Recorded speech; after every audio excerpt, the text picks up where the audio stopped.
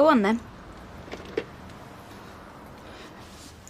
You realise by doing this there's no chance of it being settled amicably, don't you? And if you don't do it, there's no chance of you seeing Adam.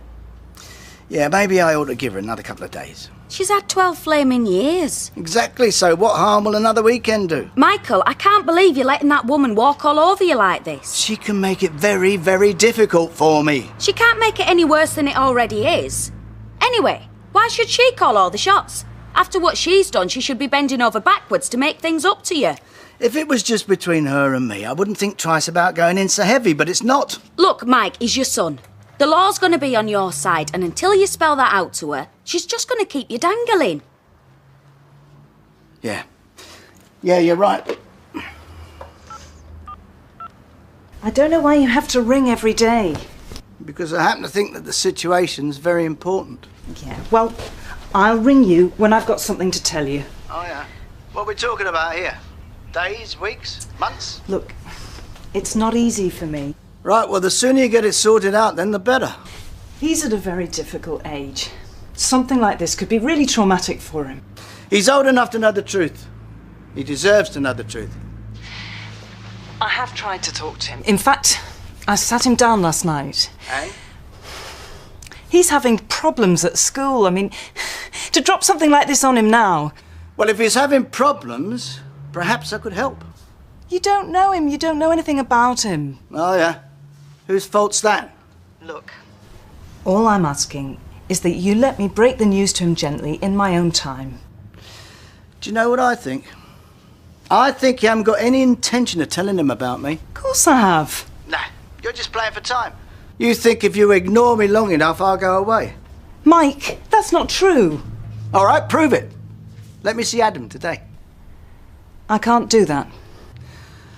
Right, well, you leave me no alternative than to put it in the hands of my solicitor. What? You think you're holding all the cards, but you don't. You were married to me when you had Adam. He's my son and I've got rights. You're being ridiculous. No, I'm not. I'm taking the only course of action left open to me. Well done, Mike. Proud of you. Oh. Keep the change. Oh, thank you. There you go. Cheers. Listen, Mike, we can get loads of videos and computer games in for when he comes to stay, eh? Well, don't jump the gun. Haven't seen the solicitor yet. Oh, you put the wind right up her this afternoon. She knows she's going to have to let you see him sooner or later. Well, I hope Susan sees it that way. I want to work with you. Oh, here we go again. Now what? I understand you've been harassing Susan, making threats. He's done nothing of the kind. If you don't mind, it's between me and him. Hey, Barlow, this is my husband we're talking about. I asked you to stay out of Adam's life and off Susan's back. And I told you if I wanted to see my son, that is my business. You can't force your way into Adam's life. All you're doing is upsetting everybody. Oh, you got a brass neck, you have. You should be hanging your head in shame, not laying down the law. Susan had good reasons for doing what she did. You've only got to look at the way you're behaving now. I think I'm being very reasonable. Well, can't you see? All you're doing is chasing him away. Susan is already threatening to leave. Well, she can't hide forever. I'll find her. OK, I asked you. Now I'm telling you. Stay away from both of them!